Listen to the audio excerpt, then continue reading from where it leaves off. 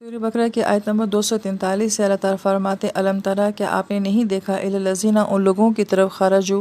جو نکلے تھے من دیارہم اپنے گھروں سے وہم اور وہ الوف ہزاروں کی تعداد میں تھے حذر الموت موت کے ڈر سے۔ اب اس آیت مبارکہ کے بارے میں بعض مفسرین کرام فرماتے ہیں کہ یہ کوئی جماعت تھی جو کہ اپنے گھروں سے نکلی تھی اور اس کو کسی قسم کا کوئی خوف تھا، مگر وہ کون سی جماعت تھی، کس زمانے کی تھی اور ان کو کیا خوف تھا، یہ یہاں پہ بیان نہیں کیا گیا، لہٰذا قرآن تو اس کو بیان نہیں کرتا۔ البتہ عبداللہ بن عباس جو مفسرین رضی اللہ تعالیٰ عنہ اور کچھ اور لوگوں نے کچھ روایتیں بیان کی ہیں کہ یہ اسی دور کی کوئی قوم تھی جن کو یہ لوگ جانتے تھے، تبھی آیت میں آتا ہے کہ کیا آپ نے نہیں دیکھا، اس کا مطلب ہے کہ ان کے حالات سے کیا ان کے ساتھ ہوا یہ لوگ اچھے طریقے سے واقف تھے۔ اب یا تو یہ دشمن کے ڈر کے خوف سے اپنا گھر بار چھوڑ کے چلے گئے تھے، یا طاعون جیسی بیماری کے خوف سے جو ہے یہ اپنے گھر بار چھوڑ کے چلے گئے تھے کہ ہمیں یہاں پہ موت آ جائے گی۔ تو اس آیت مبارکہ کا کانسیپٹ جو ہے وہ یہ ہے کہ انسان بیماری سے نہیں مرتا، انسان جو ہے وہ جنگ سے نہیں مرتا، بلکہ انسان اللہ تعالیٰ کے حکم سے جو ہے وہ مرتا ہے، ورنہ بہت سارے لوگ جو ہیں وہ بیماری کے باوجود بھی زندہ رہ جاتے ہیں، جنگوں سے بھی جو ہے وہ غازی بن کر آ جاتے ہیں، اور بہت سارے لوگ ایسے ہوتے ہیں جو بیمار نہیں بھی ہوتے، جنگوں میں نہیں بھی جاتے، مگر موت انہیں بھی آ جاتی ہے۔ لہٰذا ہماری اصل سوچ، ہمارا عقیدہ جو ہے وہ مضبوط ہونا چاہیے کہ موت اللہ تعالیٰ کے حکم سے آتی ہے۔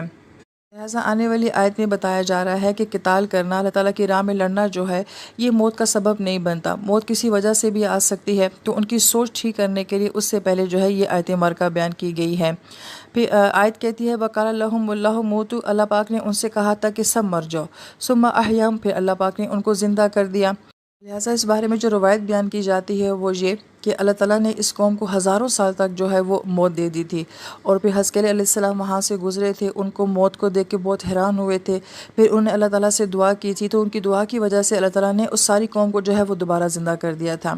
اب یہاں پہ آیا کہ یہ واقعی فزیکل موت تھی، اور فزیکل طور پہ جو ہے وہ ان کو موت دے کے دوبارہ زندہ کیا گیا تھا، تو اللہ تعالیٰ کی قدرت سے یہ بات کیا بعید ہے۔ اگر اللہ پاک نے عیسیٰ علیہ السلام سے یہ کام کروا لیا تھا تو اللہ تعالیٰ کے ساتھ براہ راست خود بھی یہ کام کر سکتی ہے، لہٰذا اس آیت کے اوپر ایسے بھی ایمان لانا بالکل ٹھیک ہے۔ اور بعض مفسرین کرام نے فرمایا کہ دراصل میں یہاں پہ جو موت بیان کی جا رہی ہے وہ یہ کہ ان کا کلچر، ان کی ثقافت، ان کا رہائش، ان کی سیاست، ان کی اخلاقیات، یعنی کہ مکمل طور پہ وہ شہر جو ہے وہ مر چکا تھا، پھر اللہ تعالیٰ کسی چیز کو ایسے دوبارہ زندہ کر دیتے ہیں کہ اس کی سیاست، اس کا کلچر، ثقافت، وہ لوگ دوبارہ سے اللہ پاک ان کو ایک نئی جہت اور ایک نئے طرز سے زندہ کر دیتے ہیں۔ یہ بھی عین ممکن بات ہے کہ اتنی قومیں ایسی ہیں جن کے نام و نشان تک مٹ گئے تھے، پھر اللہ تعالیٰ نے جو ہے وہیں سے ایک اور قوم کو زندہ کر دیا، انہی کی نسلوں میں سے اللہ تعالیٰ نے جو ہے وہ کسی اور قوم کو عروج دے دیا۔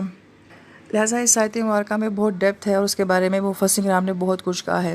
ان اللہ، بے شک اللہ تعالیٰ لذو فضل، فضل والے ہے علی الناس لوگوں پر، لیکن اکثر الناس، اکثر لوگ ایسے ہیں لا یشکرون کہ وہ اس بات کا شکر ادا نہیں کرتے۔